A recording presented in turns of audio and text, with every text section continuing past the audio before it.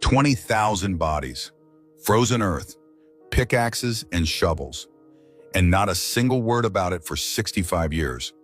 This is the story of the 961st Quartermaster Service Company, 260 African-American soldiers tasked with one of World War II's most grueling missions. They buried the American dead in the freezing mud of the Netherlands while the nation forgot they existed. Jefferson Wiggins was 16 years old when he lied about his age to join the U.S. Army. Born to sharecropper parents in rural Alabama, Wiggins had two choices: stay in the Jim Crow South where the Ku Klux Klan terrorized black people, or escape.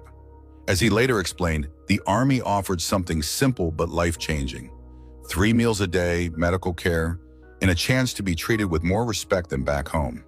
So he joined.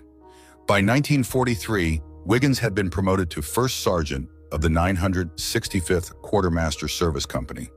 Like most black units in the segregated military, the 961st was assigned service work, not combat. They loaded trucks, they moved supplies. They did what the Army deemed fit for black men. In February 1944, Wiggins and his men sailed to Europe aboard the SS Frederick Lykes. For 2 weeks, they endured the same segregation that defined America. White GOIs were quartered on the upper deck with recreation facilities and lounges. The 2,000 black soldiers were kept below deck where there were no windows. They could get fresh air, but that was it. By September 1944, the 961st arrived in Margraten, a small Dutch village in South Limburg that had just been liberated from Nazi occupation. General William Hood Simpson, commander of the U.S. Ninth Army, had a problem. Thousands of American soldiers were being killed in combat daily.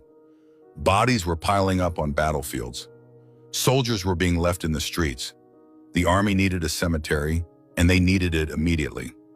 Captain Joseph Schumann, head of the 611th Graves Registration Company, found 65 acres of farmland in Margraten.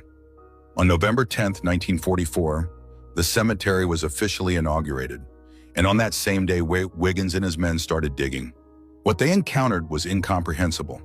When Wiggins first arrived at the fields, there were thousands of bodies lying on tarps. Thousands. No coffins existed, so the dead were wrapped in mattress covers. The men of the 965th dug graves 6 feet deep, 6 feet long, and 2.5 feet wide, all with pickaxes and shovels because the frozen ground was too hard for machinery. According to Wiggins' account in the book From Alabama to Margraten, the men were assigned to dig 3 graves per day, but the conditions were hellish. Rain, snow, wind, mud. The ground would collapse. Bodies that had been dead for weeks. Bodies that had been dead for days. Some remains mutilated beyond recognition from explosions. The smell of decomposing flesh in the bitter cold. Wiggins remembered something specific. He said nobody talked during the day. Nobody. The only sounds were picks striking frozen earth and the quiet prayers from soldiers standing over graves. Some men cried. One soldier, Archie Johnson, sang hymns for each fallen soldier. His favorite became a ritual. Lord, I'm coming home. And here's the unbearable irony that Wiggins carried for 65 years. They were burying white American soldiers who, when alive, they couldn't even sit in the same room with. These were men they couldn't share barracks with, men they couldn't eat it with, men they couldn't associate with under the laws of segregation. But the moment those men were dead, Wiggins and his unit gave them the one thing America wouldn't give them in life: dignity. As Wiggins later reflected, they had been commanded to give respect to people they couldn't even associate with in life. And in that contradiction, something profound happened. Whatever prejudices they'd carried, whatever fear they'd internalized, they set it aside. They treated these young Americans, regardless of the color of their skin, with honor and reverence they deserved. From November 1944 through December 1944, the 961st dug graves in 12-hour shifts for 3 months straight. By the end, they had buried approximately 20,000 American soldiers. After Christmas, they moved to supply lines for the Battle of the Bulge. No ceremony, no recognition, no one mentioned what they'd done. Then came the silence. For 65 years, Wiggins didn't speak about Margraten, not to his wife, not to his family, not to anyone. The trauma was too deep. The memories were too raw. He buried the story the same way he buried the soldiers, with silence. It wasn't until 2009 that a Dutch historian named Mieke Kerkels was researching the cemetery and contacted Wiggins. He was 84 years old. There was nothing about the black soldiers in the archives, Kerkels said. She had to track him down through local residents. When she finally reached him, his wife Janice answered the phone. The moment she heard the word Margraten, Jefferson's stomach turned. He hadn't spoken that name in nearly 7 decades. But something changed. Wiggins decided people needed to know.